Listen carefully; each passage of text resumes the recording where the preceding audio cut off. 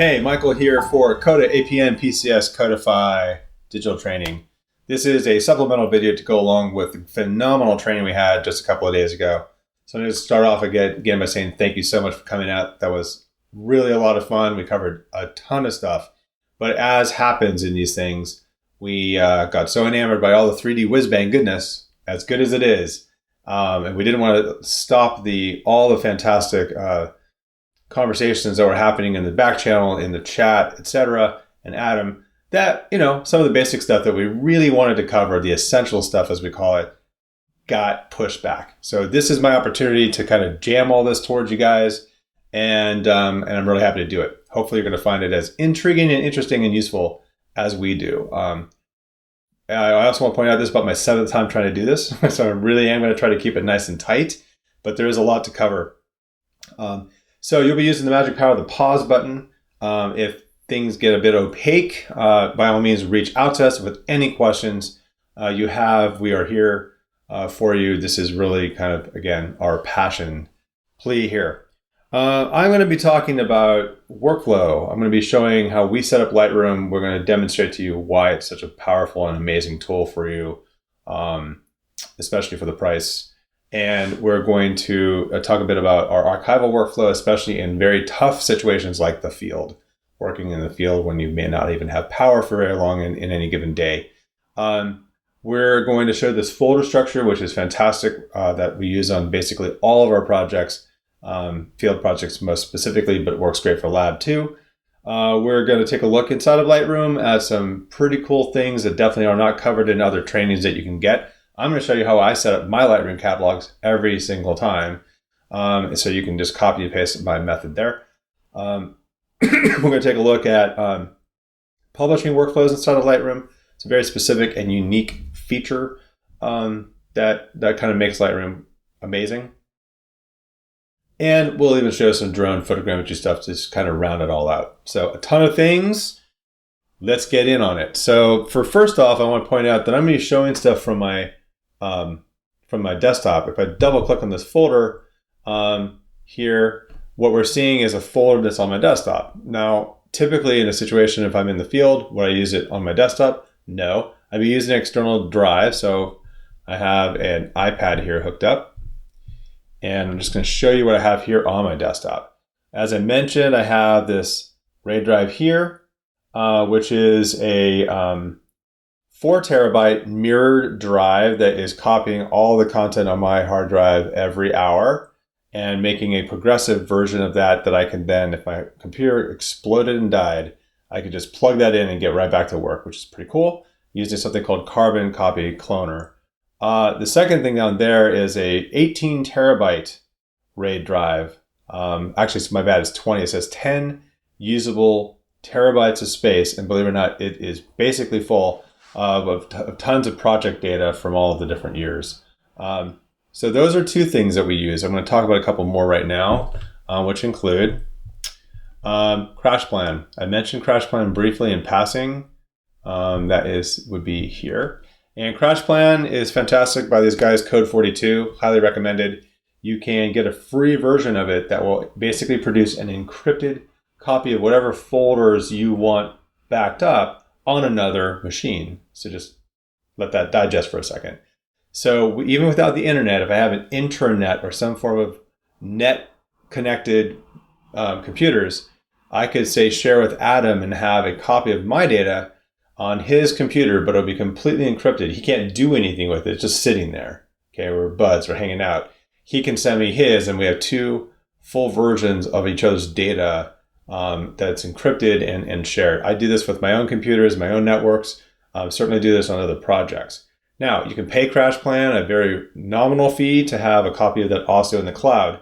There are many times where with projects you can't do that, where you just can't have a version in a cloud you don't control.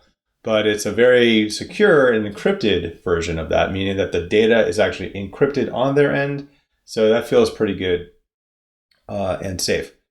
Next up, of course, we have things like the cloud. So with cloud, we have Dropbox and Box and Google Drives and all the other drives. So the thing there is that I tend to put those services, which I definitely use. Okay, here's Dropbox right here. at the beginning or end of our process. At the beginning for submission, meaning content that's coming to me, and things that I'm pushing out at the end, but not in the middle. And we've had, there's lots of good reasons for that, but basically just be aware, especially when you're dealing with volatile data like databases and GIS systems and whatever else, when files are changing a lot, the version control on those types of systems has challenges working. So we tend to use it as a way of transferring, but not necessarily as a way of archiving or preserving.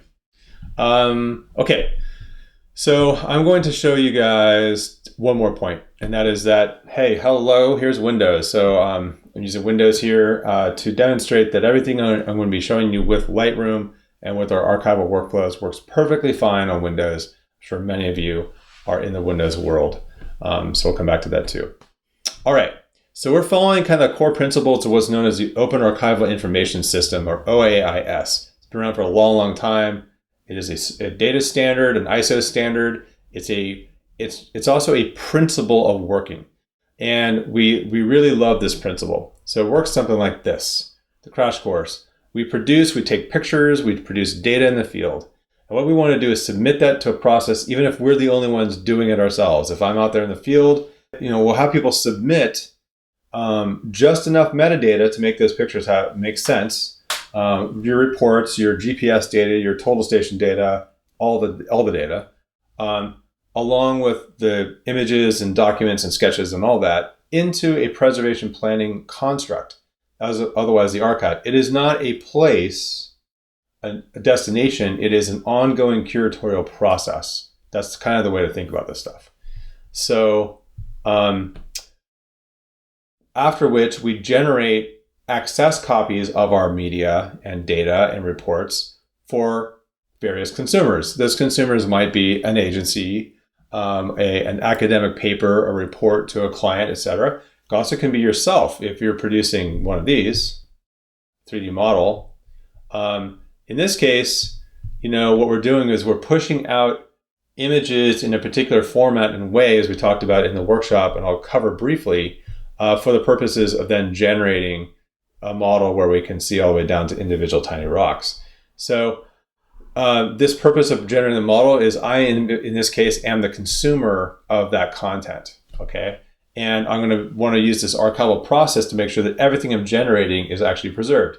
As I generate this new model, I'm producing again, and it just goes right back through those things. So while we're showing it in a linear process, it's really a cycle. So hopefully that makes sense. What I would do with my folder structures, and we use this again on hundreds of projects, is I am replicating or emulating this concept. So every project folder kind of begins with sources. It's a place where you just kind of dump stuff. So in here, I just have a couple of the previous recordings I've done here, plus this other HTML file. But I could have reports and rosters, and even I've had whole GISs inside of here. Anything I might have that might be of use starts there that I don't have time to deal with, or just want to have it somewhere safe. The inboxes, data, codify, and media, are inboxes for content that is coming from producers that I need to deal with, or someone within this process will need to address. And the idea is, like any good inbox, we don't want it to fill up. We have things in there, they're in the right format, they're ready to roll, and they're ready to be processed and pushed through the ingest concept here. The one we're going to focus on today will be media. Next up, now we've crossed a line here, this line here, right there, okay?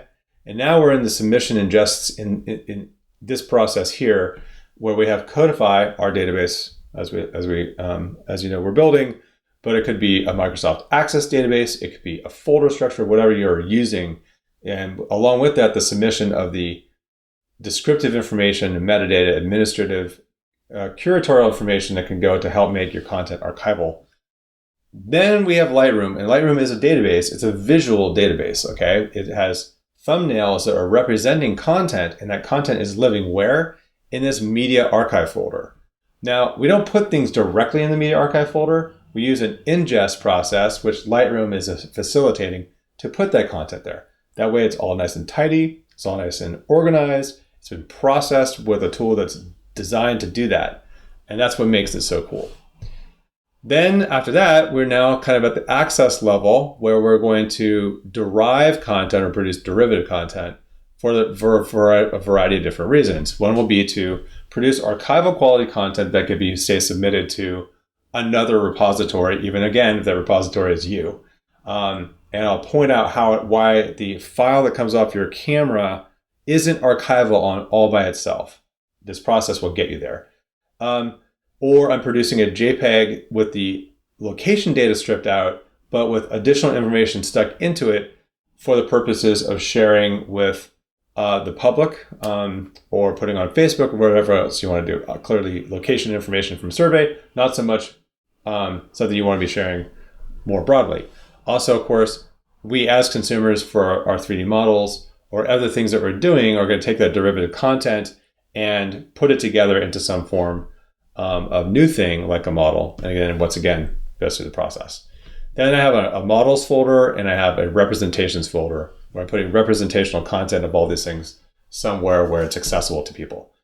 Now, I have them all in the same folder, but I've had distributed folders too, where we're kind of guardians of the archive in a totally different location from the submission, which might be an actual inbox on a shared drive, where, if you have tons of people submitting things, they're going to be submitting them there. So this can be a much more distributed structure, but here it is all in one kind of tight, convenient package. All right, next up, let's get into a folder. So true story, working on a project in Australia, we had about 24 different camera devices, multiple of the same camera. So say a Canon 5D or a Sony NEX. We had 3 Sony NEX cameras going at the same time, and different people are going to be using them. Different people are going to be taking care of them. You saw all the stuff I have. I'm always cleaning these things. Things get dropped, etc. So each device has its own kind of personality. So we feel pretty strong about the idea of having the instrument ID as part of your file naming convention and certainly part of your inbox process. So let's just dive into the inbox here.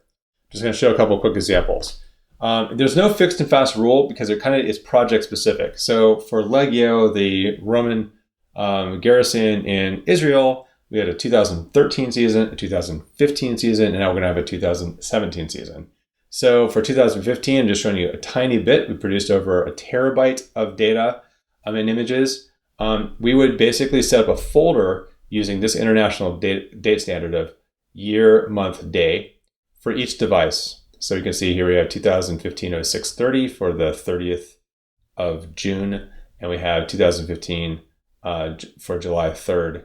And the same camera, like 15 Cam 6D, would be the name of that particular instrument or device.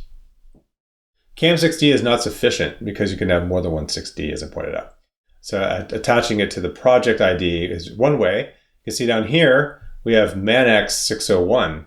That is because Michael Ashley has 2 NEXs, okay? So we have 601 and 602, and inside here will be NEX images. You can see these are DSC images, but if I open it up, we can see that it's a Sony NEX image, okay? And the Aero Pro, we name all of our iPad devices and other devices, we give them unique names, and that's what that is there. Okay, so moving forward, this is the inbox folder, then in Lightroom. So we're going to dive into Lightroom right now and show you how I set things up. So all I'm doing is I'm just going to open up Lightroom here. I'm going to open up what's called the LRCat or Lightroom catalog file. Notice its size. It's 5.6 megabytes. But we have these previews, which are much higher, much bigger. If you compare that to the size of the archive, we're already at 1.3 gigs. So it is a catalog that is pointing to the images. It is not the images themselves. So I'm just going to open up Lightroom and take you through some stuff here. So here's Lightroom. It's opened. Looks exactly the same or very close to the same as here, okay? This is Lightroom on the PC. So I'm just gonna work here because I'm a little bit more comfortable on the Mac side, and this is how I have everything set up for today. When you first get Lightroom, these are my recommended things that you do. Come up here to Preferences. I'm starting at the top. The first one are presets. You are going to create presets. Presets will save you so much time. A preset would be, when an image comes in, please connect the lens profile to it and add this metadata to it and these keywords and this copyright, whatever else. So you want to have that with the catalog. Next up, and most important, file handling. The DNG is a digital negative file format. It is an open standard that's principally driven by Adobe, but it is an open standard because camera data are proprietary. So Canon, Nikon, Pentax, Olympus, all the guys are out there. They're producing their proprietary little magical mysticism there. So CR2 files and NEF files, which can't typically be opened by everything. And those profiles are changing all of the time.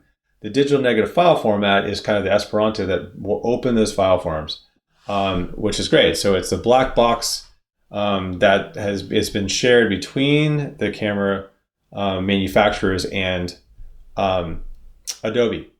So we use a lowercase extension. We use a compatibility with the latest version of Camera Raw. We use that's the file format that's going to open up the Camera Raw file and do the transformations. They do get better over time. We're going to embed a JPEG preview of full size with this. We're going to embed this fast load data, which radically improves the speed and performance of the file opening and the previews. But we're also going to embed the original raw file. This may be completely counterintuitive to you, but the reason that we do that, even though it does produce this, is that you can get the original back. And we have had cases where DNG files get corrupted. And if you don't have the original file in there, then you're really kind of done. That's one. Secondly, even Photoscan only accepted raw files and not DNGs until just a couple of months ago, and it's December 1st, so really very recently. And there are many technologies that just accept the raw file. But also, from a forensic perspective, it's nice to get that original file back. I've said this before and I'll repeat it now. The image data through this whole process is held intact, meaning it's not in any way modified. Unlike a JPEG file, which by definition, every single time you save it is modified, that original image data from the camera, when I click the button, all the way through this process is unmodified. What's being modified in the DNG is the metadata about that image. So its cropping, its color, its presentation color, its presentation cropping. So the image itself is not being cropped, and the color is not being changed. And the metadata, the administrative metadata, the title, and all that kind of cool stuff, that stuff is being held on the side, and then the DNG is combined in this little happy little container. That's what makes it magical and awesome. Next up, file name generation. So file names, wow, we've seen everything. We've seen whole file names that have literally whole sentences, married down by the river, hanging out, fishing. I mean, all sorts of stuff, really, truly. So along with that, you might have, is that married down by the river ? .jpeg. Seen that too. So you're going to want to replace out all the things that are considered by computers to be illegal, okay? And we're going to replace those out with similar characters. That's how I like to do it. So a similar character, but it will still be a, quote, legal character, which means that if you have this image and you have it on a web server, it will actually show up. A slash means go down a directory, www.something/something means go down a directory. As an example, question mark is I'm querying a database, et cetera, et cetera, et cetera. And then for spaces, we don't want spaces in our characters either. So we're going to go ahead and replace, in our file names, we're going to use a replacement with a dash for that. And that is about it. I will point out that performance, if you do have additional processors, you go ahead and turn those on here. Lightroom is what's called a multi-threaded 64-bit application, which basically means that it can do a lot of stuff at the same time. You can import 500 images and it will produce thumbnails and preview images and all these things, and you can still get back to work, which is really cool. All right, so that's those things that I just mentioned aren't typically discussed, and but they will be really a life and time saver for you. So the first thing I'm going to do is show you my trick for importing. You can import by hitting the import button and then go figure out where your folder is, or I can just come here to my inbox here, and I'm going to take, even though I've already imported it, I'm just going to go ahead and show you these Legio items. So I'm just going to drag just the Legio folder here. And by doing that, it's going to automatically open. It's going to open up Lightroom, and we're going to see that I've already imported these items, and that's why they're grayed out, because I have don't import suspected duplicates here. But this will give me my opportunity to show you how this works. So on the left-hand side, you have your sources. If I had additional drives connected, they would all show up here, okay? And then, so I make my selection. Then in the middle, we're going to copy as DNG. If the image is not a camera raw file, if it's a JPEG, you can still use the copy as DNG option, and it just won't convert it into a DNG. You can't convert it into a digital negative file if it's just a JPEG, because then it's just a JPEG, okay? Now over here, we like to build the previews as standard, because then they're beautiful and useful. We don't want to import suspected duplicates, but look at this. We can make a second copy to another location. This happens to be a location that is being watched by Google Drive. So this is to my own personal Google Drive, where I can have a second copy of all this content, because Google Drive space is really crazy cheap. And so when I add content, it's automatically being added to here. The problem is that the backup copy is just a copy of the files without any of all the stuff we're doing being done to it, which might be, as I mentioned, adding development stuff or keywords or whatever else. It's just going to be a kind of a blind copy of the original file, but useful. We've had to rely on it in the past. Next up, you can actually add these to a collection. So I can create different collections in Lightroom. Collection is different from folders. Folders are the physical structures on your computer, so they can only be in one place at a time, right? So if I have a file in by a date for a particular thing, then that's the only place it's going to be, unless I make multiple copies of these files. But I can have as many collections as I want. So I can begin by having collections by projects or collections by site versus feature. You can go kind of as crazy as you want. Renaming files. This is a whole conversation to its own, but as you can see from some of our naming, we'll put in the instrument ID and the name of the project and all that. We're going to do an entire workshop on this at the end of December, and organizing your photos. We'll get in all those details then. Next up, we have the development settings. For projects like, especially with drones and photogrammetry, etc., I totally get this dialed in. I'm going to show you what I do just really quickly. We'll cover it more in that other workshop. And then finally, the most important thing is organizing your images. I tend to always do this by date. And here's an example of the date format, okay? Then they'll go into that media archive folder. In this case, that's this folder right here, okay? And they're gonna be organized, as you can see, by date, all the way down to the individual day, which is a total lifesaver. So you can imagine we can begin by having files in a very confused way, and this whole process is just gonna organize everything for us. And when we're done and we import them, they just all appear here. We have our images from our previous import, as you can see, and all the photographs are just here. You can have one catalog for everything that can hold thousands and thousands and thousands of images. That's just not a problem at all. Hundreds of thousands even. I just find that I typically have things divided by project, and because, data portability and all that, that really is entirely up to you. Okay, now that we've imported a bunch of stuff, I'm going to show you, using this example, this kind of hodgepodge of stuff here, a variety of different types of things that all basically follow through the exact same workflow. So first and foremost, what happens is when we get content in the door, like this right here, this is an image. It is an image that has been converted to DNG. So it was an image that was shot with a Canon camera, and then was converted to a DNG. And actually, if I roll over it, you can see it's an EF50 macro lens and all this kind of good stuff. So that conversion of the DNG brought it here. And then what we do is we mark this image as an original. And to do that, we actually use these color conventions. So let me show what that is here. So up here, color set, we have this color set called Codify. And I'm going to go ahead in a color set, and I'm going to hit edit and just show you the different settings. So the red that you're seeing are the representations. Those are images that are actual virtual copies of the original. I will show that process right now, covering in more detail until the end of December.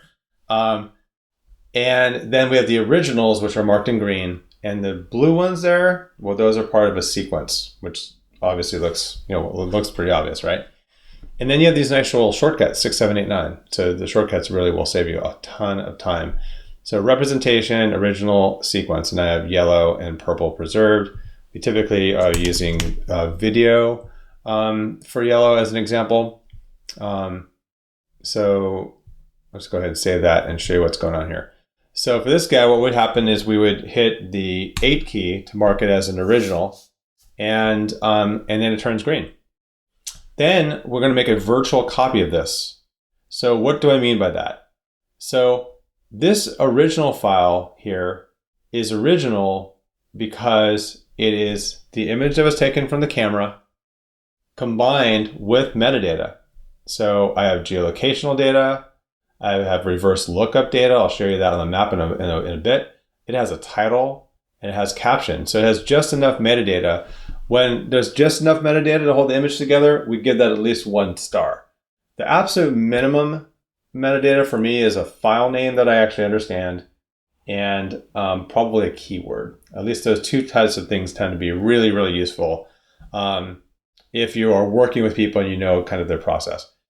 Going beyond that, adding titles and captions and all that, well, a lot of that is huge amount of effort and manually done. Of course, we're building something we call Codify Caption, which makes that process incredibly easy in Exchange. But in any case, you can add this information here, and that information would be appended to not the original file from the camera, because that's untouched, but to this other digital negative file, which I mentioned, can hold that information together. Once we have an image that's been marked as an original, we make a copy of it. So I come here and I go to create virtual copy. And that virtual copy, I mark with the 6 key for representation.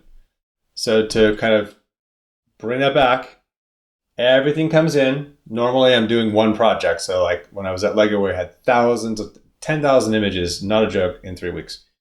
All this stuff would come in, myself, Mark, or Adam, or some combination, download everything into our folders, import them into Lightroom, and go to lunch, okay? Because it would be a long time, and we could actually do multiple import processes at the same time.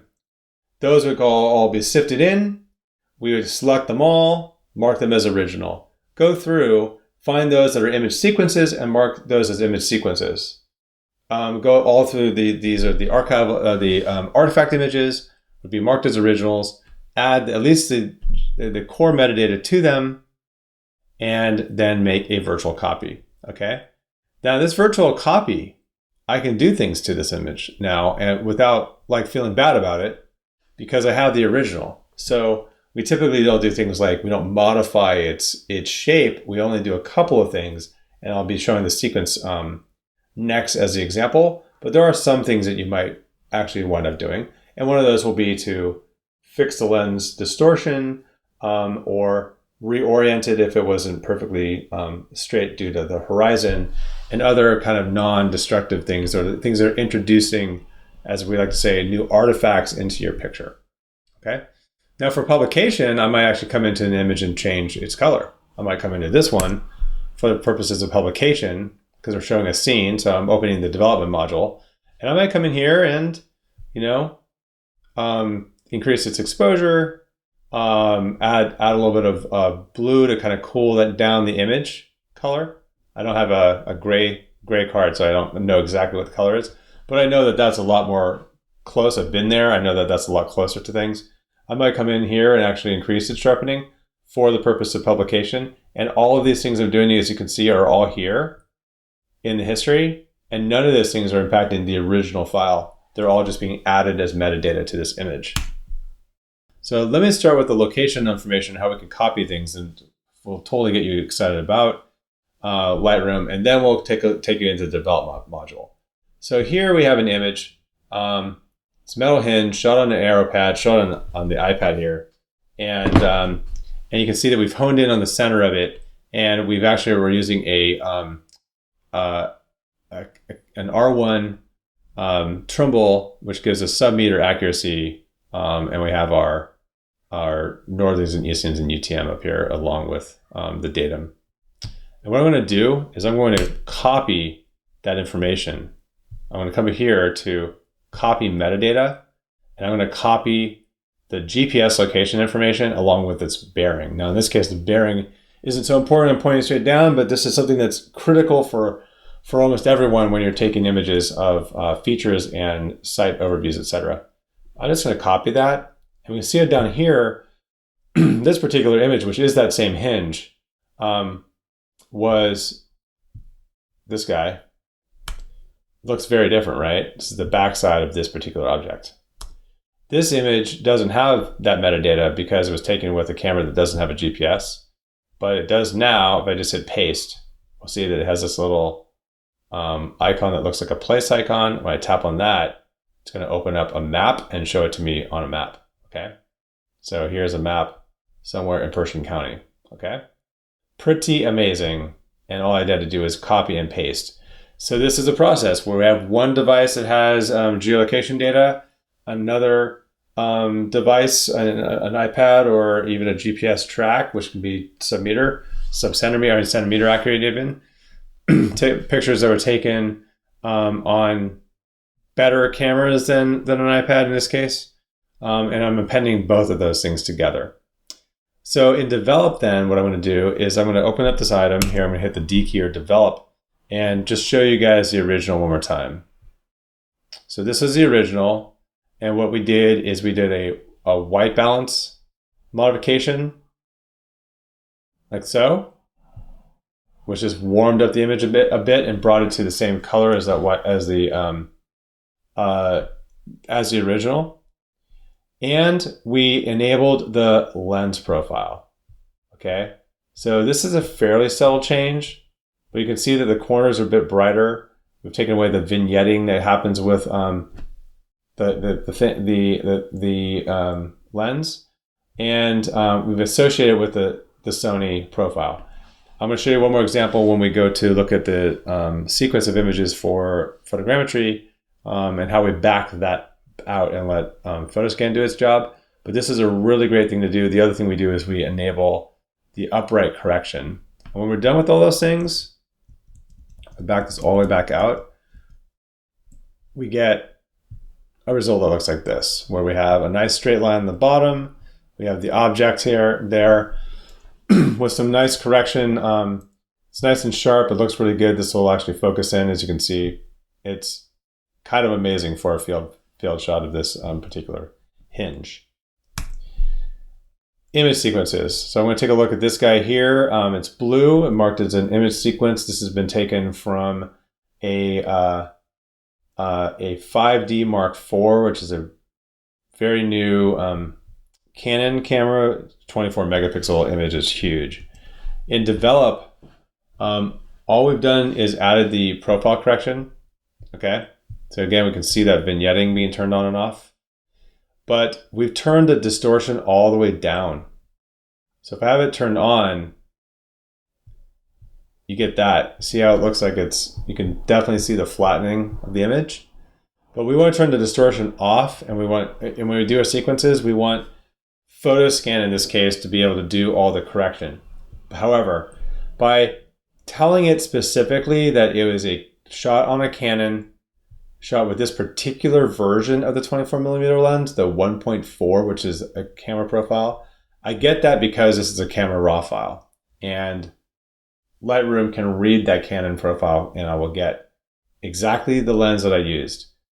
If I get that, the software is going to perform much faster. You're going to get a much better, what's called a camera calibration. You can see we have the photo bar here in the background. You're going to get a much better result and much more consistent result. So to review this one more time, what I do is sequence of images for the purposes of photogrammetry. We take the images in, we mark them as original, we make copies, we mark that as a sequence. We link the profile correction, we'll do a white balance correction because we have a color checker in all of our scenes somewhere in the scene. We drop out the distortion, and almost everything I just described can be done automatically. It can be done automatically because we can create a preset over here. We get plus a preset with all of those settings I just described as a user preset, so that next time when I import these images, I can apply that preset at the beginning of the process and I don't have to do anything. Okay, real true story. That's typically how we're doing it. We come in, we set the things like this that we like, we save that as a preset. When we import the image, thousands or hundreds of images at a time, all of this stuff will be done, never have to open develop, and we're basically done. All right, last but not least, we're going to talk about publishing services. So we have an image sequence here, okay? And the image, and just hundreds of images. The story I want to tell has to do with this. This is this golden eagle process that produced this phenomenally cool model here. Again, we're testing the purposes of photogrammetry for pedestrian survey, as we're talking about in the webinar. With this truck as scale, we're looking at doing a survey of a 17-mile road, an historic road, and to do that with just the maps that we get from Google are just not sufficient. It'd be so much more amazing to be able to have on my iPad, this quality.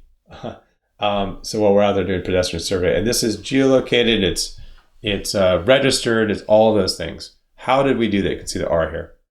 What we're doing in this case is we have video, 4K video, images of the entire section, and then we went back and did a second pass. This is all done in real time. I'll show you what that looks like.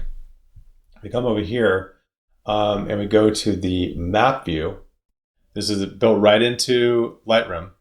And these images were all done on the drone. And you can see that each image in this series along this road. This is not an archaeological site, by the way, just to be clear. This is BLM land, but not an archaeological site for the purposes of showing this to you guys. But you can see as I come all the way in, the drone went down, came back, went down, came back into these 4 sequences.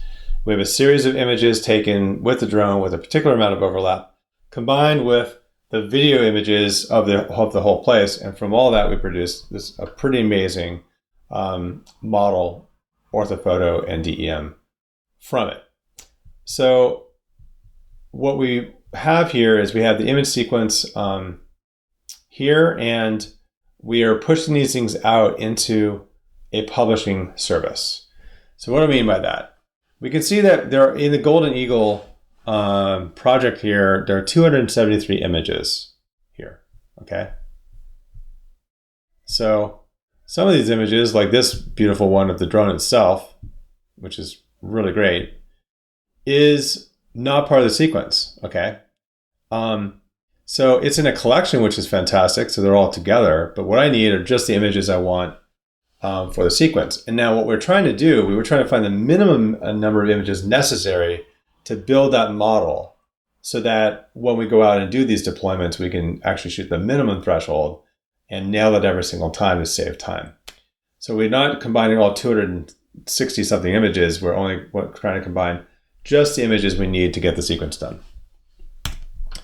So what I've done is I've come in here and you'll see that I have images that have no stars, images that have not been marked blue as part of the sequence, and images that have 2 stars, which are part of the sequence, and those are the ones I selected for the purpose of this project. I will typically go through a series of images for sequences and mark them with 1 star once they reach a certain threshold, but if they've been selected and used in the series, I'll mark them as 2 stars. So for that, we can build what's called a publishing service. Over here, we have Flickr, Facebook, and Adobe stock, but we also have the ability of having a hard drive be a service. And what that looks like is here under published. We have original, representation, and sequence. I'm going to be going through this in much more detail in the next workshop, but I'm going to give you guys the high level version so far. Back to originals. I mentioned it with originals that we have these images and they will contain metadata, okay? Part of UCSC Limekiln's image sequence. So this is an original in no way touched. It doesn't even have the lens profile changes to it, okay? In the file itself, but it does have the metadata so that this image could actually be found again and is useful for people. In other words, we've submitted archival data along with the image for the purposes of preservation. What that looks like here is if I edit the settings, you'll see that we have a hard drive. 00 original is the convention we use, the same exact process we talked about earlier. We're just going image format DNG, compatibility 7.1, embed the original, etc. Okay, this actually should be set to full size. We could even set this, that's actually correct. And no other changes have been made. Okay, and we'll leave that as is for now.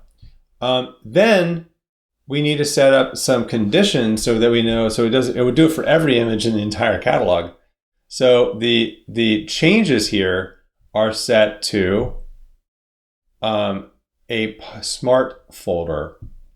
You set up a smart folder with basically it's the same naming convention, and then it matches different criteria. In this case, a match of at least original has at least 1 star, and the text is original. When I mark this as green, it automatically gets the original title. I showed that to you guys earlier. And by virtue of doing that, it's going to publish out these images as originals. If I hit publish, it's going to also publish out this one where I made some modifications to it. What's fantastic about this is if you make additional changes, they're going to show up. It's all going to happen right here. So you can see here are all the images that I've published as originals here. So this gets really more fun when we deal with the sequence. For the sequence, we're going to edit the settings here and show you that for a sequence, we have the folder 07 sequence. It perfectly matches this folder here under published. And in this case, we're going to do a JPEG. We talked very briefly about JPEG Mini. JPEG Mini is a service that basically it's an algorithm that will produce a nice tighter compression of the JPEG that's totally lossless, which allows us to set the image quality to 100. We've tested this, we've talked to lots of people about it. It really works great for the purposes of working on image sequences for photogrammetry. We're going to typically have a naming convention, which I'm not talking about today, but our naming convention will include this _S or _R for representation or sequence in our convention, so we know that that's what they are. We might actually remove person and location information. Clearly, we would be doing this for representations we're sharing with the public. Oftentimes, the GPS data in the images is not good enough. For all those images in this sequence I showed for UCSC, I would have to remove the location information because the GPS inside the kiln area was just basically useless. It wasn't accurate enough, and it just confuses photoscan. So that would be a good reason to remove that there. And that's it. Then as before, we just take a look at the smart folder here, and we see that the rating is at least 2 stars, and the label text is sequence. And if I do those two things, it's going to push out those images and publish them for us, as you can see here. That may sound an awful lot like exporting, but the difference is that if anything changes in my sequence, if I go, I really don't need these right now. I want the originals, that's all fine and good, but I don't need these to be part of my image sequence because I'm working on this other project. I give those as 1 star and they will be removed. And when I say removed, they were actually deleted off of my computer. So if I go back to my sequence folder, I can just do that by right-clicking on any one of these and show the published file in the folder. I will just have the DJI images here and the images also taken from the video stills, but I won't have anything taken from the original project. the kiln project in that case. And that's what's so cool about it. So it's a dynamic way of publishing, of keeping track of things. And by the way, this also does work for Facebook. If you are in Facebook and you have a set of images in a photo gallery and you go, oh my God, what was I thinking? You can go to Facebook and actually unpublish those, and they will disappear from your photo album on Facebook too. All right, so that is a jam-packed, almost hour of stuff. And hopefully it was helpful. Lots of things to think about. We've done this, I guess for now, I'd say it's hundreds of thousands of images and projects in the last 5-6 years as Coda and more personally.